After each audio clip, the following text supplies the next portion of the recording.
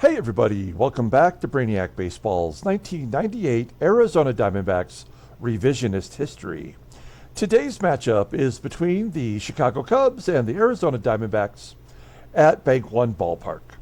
On the mound for the Cubs today is Kennie Steenstra, whose record is 1-0 with a 12.60 ERA. And pitching for the Diamondbacks is Willie Blair, whose record is 0-1 with a 13.50 ERA. Okay, yesterday's ball game was a victory for us, 10-6 over the Cubbies. 32 total runs have been scored in these first two games. So it kind of stands to reason that today might be more of a pitcher's duel, but you wouldn't know that by the pitchers that are on the mound. Both starters are over 10 in ERA. So this one I think could probably go either way.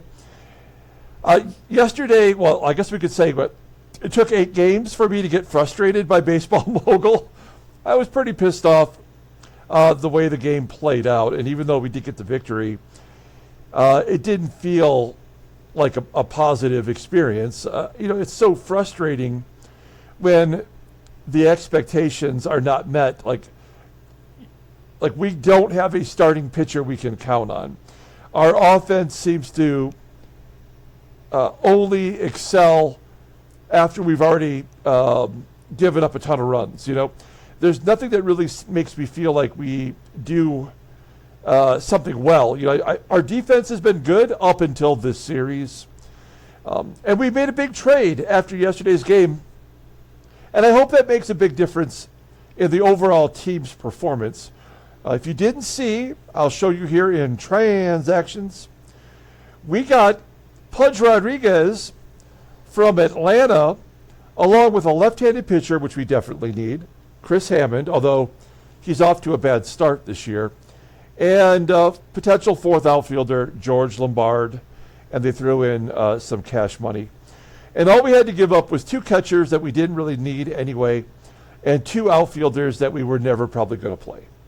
So, I don't feel like we gave up anything to get Pudge. And Chris Hammond potentially could be very valuable to us. So what we ended up doing is, of course, putting Pudge into the regular everyday lineup. And Chris Hammond, we got rid of one of our bench spots for batters, and we added a bullpen arm. So we now have 3 lefties in the bullpen, which we definitely need. We've already overused Omar Dahl by quite a bit. He's already pitched in 7 of the 8 ball games that we've played, and we've got to find a way to preserve him because he is a decent pitcher, and the more we pitch him, the more innings he gets, the less likely that he'll be effective. So that's learning by experience of playing this game. So what does that do to our team? Well, we are way over payroll. And we're projected to lose $4 million now. And we have $4.2 million to work with. So if we could just get through this season without having to make any more trades, we'll have some cash money, which will allow us to sign players. But also we have expiring contracts at the end of the year. And I don't think we've done this yet, so we'll do it right now for those who are interested in the general manager aspect of this game. Spread this out a little bit, and you'll see here. There we go. You see the salaries. We'll go ahead and rank those. So Pudge is now the most expensive player on the team. We have him for this year and next year. Andy Bennis we have for 6 seasons. That's going to be brutal, especially if all we're going to get out of him is what he's offering right now. We take a look at the years, though, and you'll see that Devon White and his big contract is up. And Willie Blair, who's pitching today, will be done after this year as well. Throw in Chris Jones, Andy Fox, and Andy Stankiewicz. And, we'll be saving enough money that it won't make that much of a difference. So we just kind of have to get through this year. We need Pudge. We need somebody who's capable of hitting 300, which he has done in real life 3 years in a row. I looked it up. He batted .318 in 1998, having his second best offensive year. 1999, he won the MVP for the Rangers. Now, yes, he did play 4 more years for Texas before he went to Florida, where he played 1 year before moving on to my Tigers. So, he's been traded a little bit early in this, sim, but you know what? We're going to, it was offered to us, and we're absolutely not going to pass up having a player like Pudge Rodriguez. And if you look at our bullpen now, there's Chris Hammond, long reliever as a lefty. We've got Hammond, who has not been good this year. We've got Joel Adamson, who's been terrible. And Omar Dahl, although he has given up unearned runs, does not have an ERA to show for it. So, so there we are.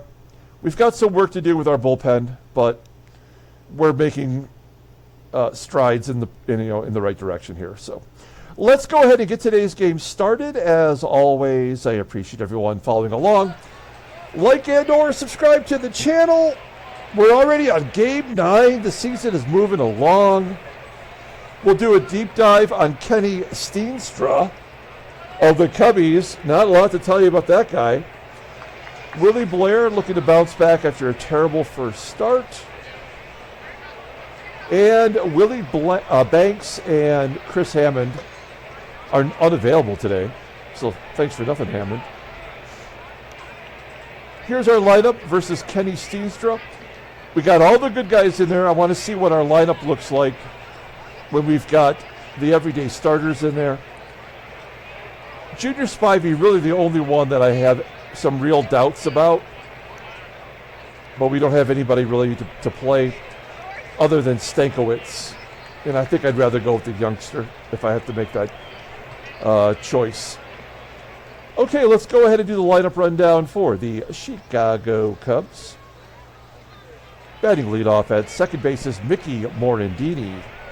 Batting second in center field is Lance Johnson. Batting third at first base is Mark Grace. Batting cleanup in right field is Sammy Sosa. Batting fifth in left field is Henry Rodriguez. Batting sixth at third base is Kevin ORIE. Batting seventh at shortstop is Jeff Blauser. Batting eighth in catching is Sandy Martinez. And batting ninth is the pitcher, Kennie Steenstra. Okay, Willie Blair, as you can see, making his second start. First one did not go well. He gave up 6 runs in 4 innings on 8 hits. He gave up a dong. He had a walk and a couple strikeouts. Fastball topping out at 89 miles an hour. Ground ball percentage is below 40%. According to the game, he does not have a single pitch that's at least league average. Fastball's his best one at 79. Overall rated a 71. I don't know why in our roster it shows him at a 73, and then on game day it falls to 71. His confidence is already shaky before he's thrown a first pitch. 32-year-old righty, as you saw, is done at the end of the year, and we will gladly get rid of him at this pace. Let's take a look here at our defense for today. Love in the outfield, looking good. Infield is solid. DURAZO below league average. And we have now got Pudge Rodriguez, multi-gold glove winner in real life, behind home plate. A 96 arm. Nobody's running on that guy. His fielding is 86. His range doesn't appear to be good. Is that important? I'm not sure as a catcher. But all the ratings as a batter are fantastic. I don't care that he doesn't take a walk. I'm just excited to have him on the team. Okay, here we go. 3 lefties against Willie Blair. Here's Mickey Morandini, a full count. Put it right down the middle and a base at the right. Okay. Oh, he's going to be thrown out at second. You don't run on Bobby Higginson. That's the second outfield assist for Bobby. That's my best impression of Hank Hill. Bobby. Next man up is Lance Johnson. Ground ball to first. Easy play for DURAZO. And Mark Grace with a 1-0 count. Gets a base at the left. All right, Blair's already given up 2 hits. This is a bad sign. I just don't feel like Blair, as he strikes out Sosa. Blair just doesn't have the skills to be a regular starter. But we don't have any other options. Let's go ahead and do the Diamondbacks lineup for today. Then we'll talk about Kennie Steenstra. Batting leadoff in center field is Devon White. Batting second. At first base is Erubiel DURAZO. Batting third and catching his punch. Batting cleanup at third base is Matt Williams. Batting fifth in right field is Bobby Higginson. Batting sixth in left field is Bernard Gilkey. Batting seventh at shortstop is Jay Bell. Batting eighth at second base is Junior Spivey. And batting ninth will be the pitcher, Willie Blair. Kennie Steenstra had a really great minor league career. He was a 12th round draft pick in 1992 by the Cubs out of Wichita State University. He was part of the College World Series for Wichita State in 91 and 92. And he was voted in 1991 Baseball America All-American. In 1998, in real life, he pitched in his only 4 games in the majors, all in relief, although he was a starter his entire minor league career. He had a 10.80 ERA. In his first appearance, he pitched a scoreless inning, and then he just got blowed up. That's how he got that 10.80 ERA. So that's all I have on Kennie Steenstra. Not a lot to go on. You see what he did in his first start. Not so hot. He does have a 90-mile-an-hour fastball and a ground ball percentage right at 50%. The splitter is his out pitch rated an 86 and a fastball rated an 80. Overall rated a 78. The 27-year-old righty is arbitration eligible after the 2000 season. Oh, I was going to mention that after 98, he was cut by the Cubs and became a free agent, and he did sign with the Royals. But he did not pitch for them. He did pitch for 6 other teams in the minor leagues. Okay, take a look at the defense for the Cubbies. Left field with Rodriguez, not so good.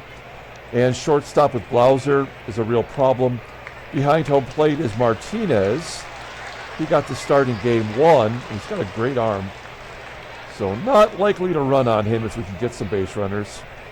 Probably just go station to station today. Here's Devon White leading it off with a pop-up down the first base line, foul ground. It's almost always the second baseman running over there to make the catch. That's Morandini, 1 out. Erubiel DURAZO hits a line drive to short. No, it's a ground ball, my bad. And Pudge Rodriguez making his Diamondbacks debut, full count, and he pops it up. He is leading the National League in batting average right now with a 500 batting average. You go to the top of the second. Here is Henry Rodriguez. Is his nickname H-Rod? Does it even tell you that? It doesn't even say. All right. Full count, and he walks him. So keep track of this. It's the way the game works. The leadoff man will get on every inning when you have a bad pitcher on the mound. Runner on first. Here's Kevin ORIE. There's a ground ball to third. Let's go around the horn. Oh, why bother? They must have had the hit and run on. That's the only way that doesn't make sense, right? You got Matt Williams, great defensive third baseman. You can't tell me he's not thinking about going to second base. So the only reason that he would be safe at second is to allow him to score on a base hit, which is probably about to happen here. 1-0. I mean, it's just the way the game is designed. It's so predictable.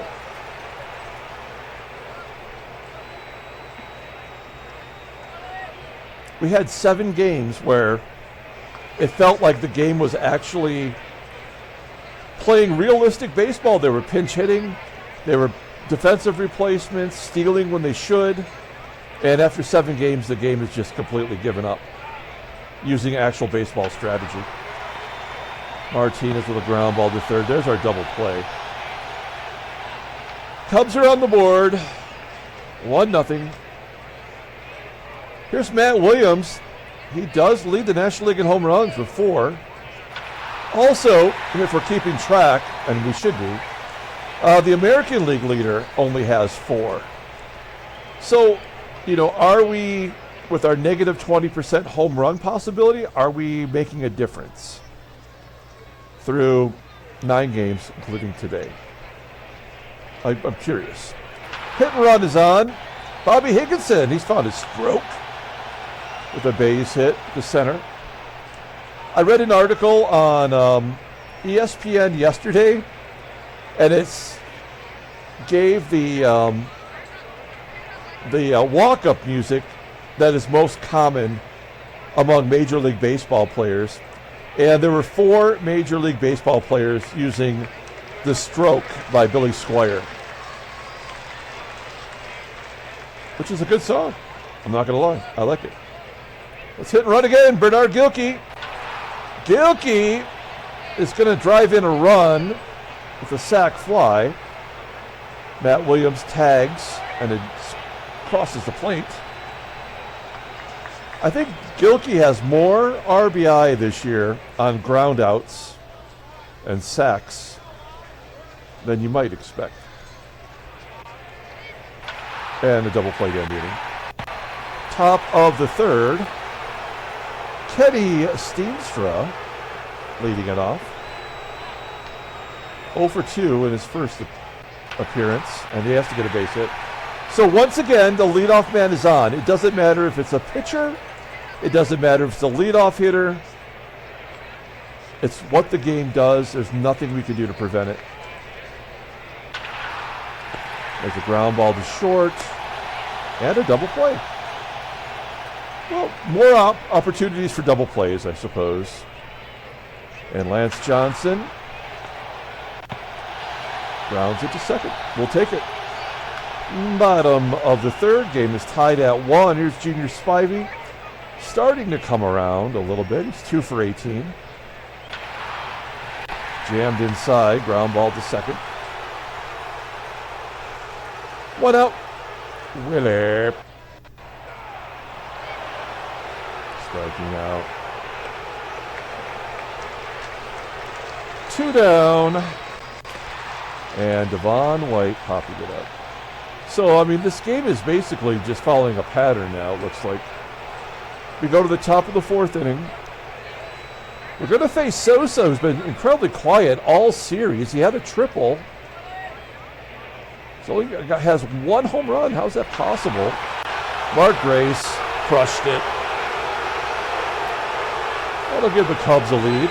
Solo shot, 2-1. Sosa, base at the center.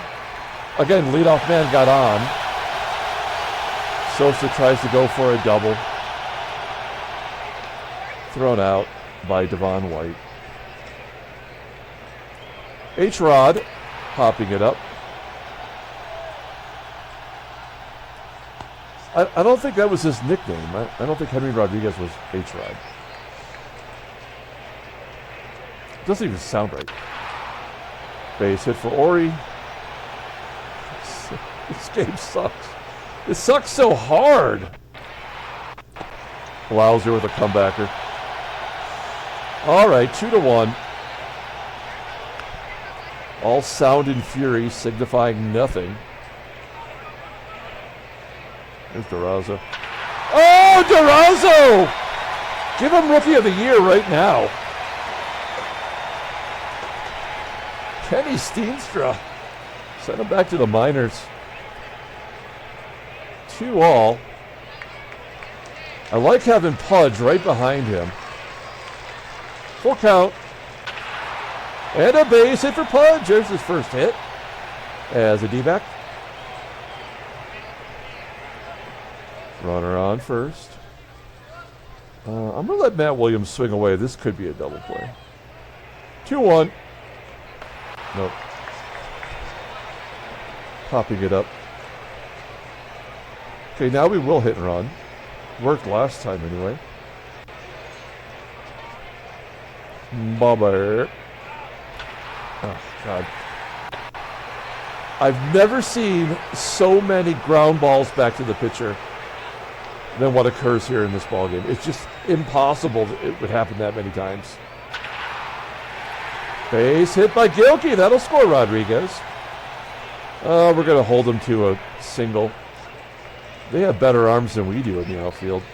RBI single for Gilkey. Not a lot of noise from the crowd. Just drove in the go-ahead run. All right, we're not going to steal. Jay Bell hit into a double play. First time up, here he grounds out to first. Okay. Good job by the D-backs. I mean, we are competitive. I'll say that much. I wouldn't have thought that as Blair begins his fifth inning. Remember, he only pitched 4 innings in that first start, so I have no idea what's going to happen here. Yep, leadoff man has been on every inning, including the home run there in the 4th inning. That's why this game truly blows. No variety at all. We're going to bring the corners in because I would imagine Steenstra will bunt. Bunt it to third. That's good. Get Martinez a second. No, you can't get that catcher. So they're going to tie it up right here with 3 lefties due up. Full count. Of course, he walks him. Lance Johnson, impossible to double up, I would imagine. Full count. And he walks, the bases loaded. He's tired at 66 pitches. What are we supposed to do? The only lefty we really have in the bullpen is Adamson. We may as well let Blair take his lumps. We'll pull the infield in. That's the right thing to do. Up a run. Maybe get the force at home. But this could easily be a grand slam. He's already 2 for 2 with the home run today. That'll get a couple in. And Sammy will put it away right here. Infield single. That's great. Great job, baseball mogul. So that was worth nothing to do that.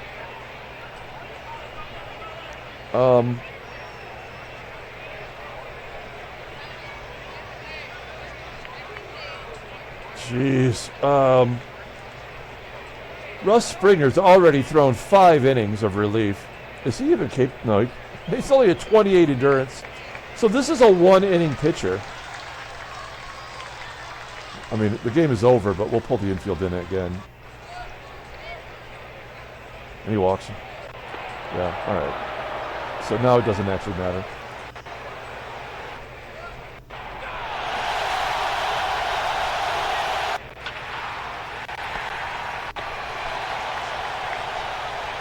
Five to 3 Chicago. That's all Steenstra will need today.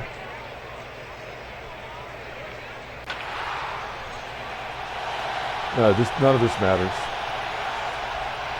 Except for just Spivey's stats. That's his first career extra base hit.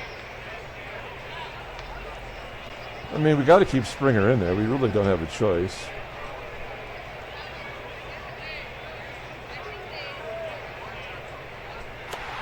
That's a good bunt. Spivey's out at the plate. There's no chance to win today. I mean, it was over in the first inning. No chance to win. The pitcher's doubled off. No.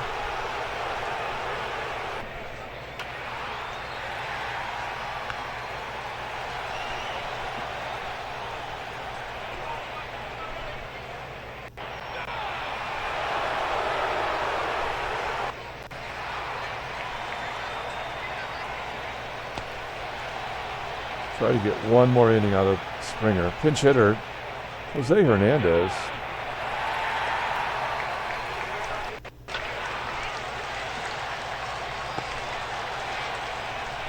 Well, that was the first inning that they did not get the leadoff man on.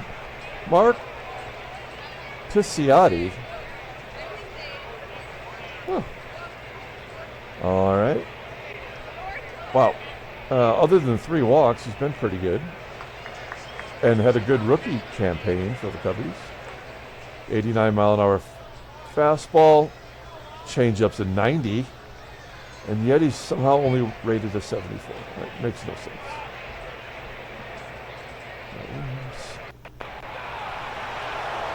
Yeah. This is zeros the rest of the way.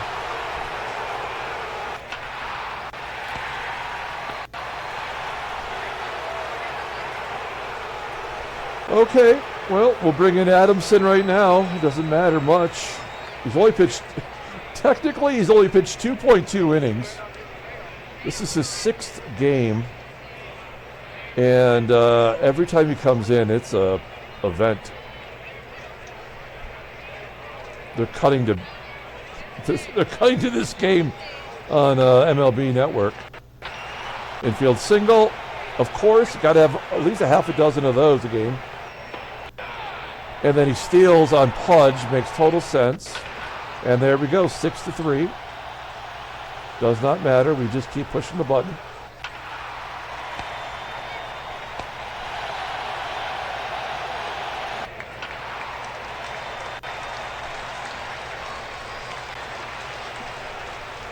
So the leadoff man has been on 6 out of 7 innings.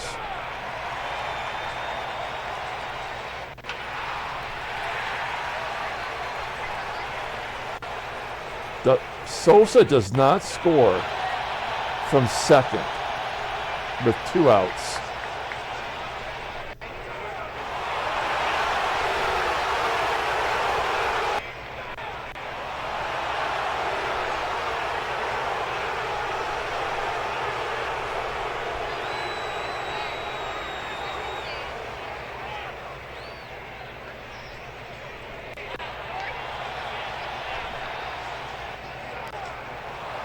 Struck out the side. Of course he did.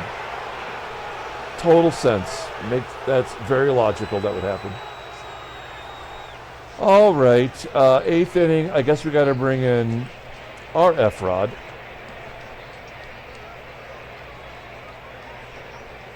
Derek White pinch hitting.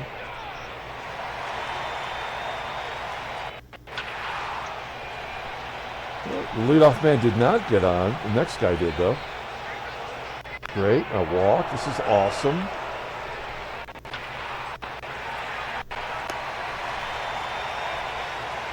SOSA up. There we go. Oh, no, ground ball to short. God, we're not even in the 9th inning yet. DURAZO. Oh, it's Bob Patterson. Can't remember if that's the Patterson that pitched for the Tigers or not. There's one year we had a Patterson. That's a 3rd or 4th infield single in one ball game. Baseball Mogul really sucks. It is one of the worst games I've ever played.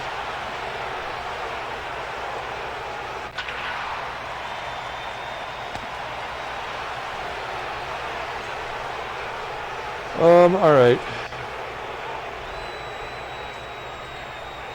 We'll bring in Olsen for an inning of work.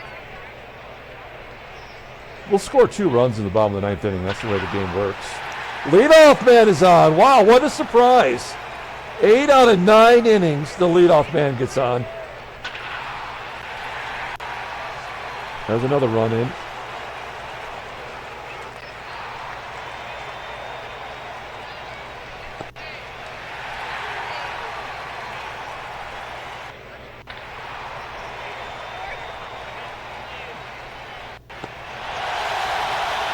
And he was thrown out at home. Every outfielder has an outfield assist today. That is so fucking stupid. Oh my God, this game sucks. So dumb. They're going to give us 2 runs. We already know that. Unbelievable.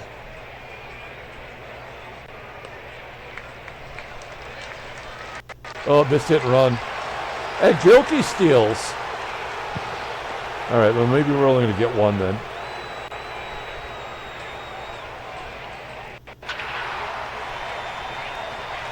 There's our one.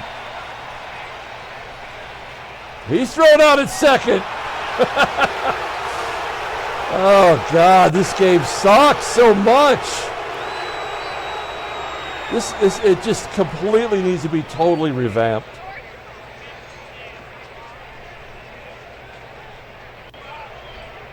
It needs to be, from the ground up, this game needs to be repaired. All right. Unbelievable how terrible. 6-4. It felt like they scored 40 runs. We'll take a look at the standings. All right. Wow, Philadelphia must have had a big home run game because they had as many as we did. I don't think putting it negative 20% did anything. I mean, we won't know till the season's over, and I can tally it up and get a number, but I don't think it makes a difference. This game doesn't have anything that you can actually affect the game if you change it. I mean, Chicago's got 22 home runs already, and they're in last place. This game is worthless. Grace gets 4 hits. Congratulations to Mark Grace. And Roy Oswalt is going to miss 5 days. 1 start. Okay, let's pull up the box score and get out of here. Thanks for watching, guys. Like and or subscribe to the channel. We got the Expos coming into town. That'll be fun. Vladdy Daddy, he's on that team. Player of the game. I mean, we did get 10 hits.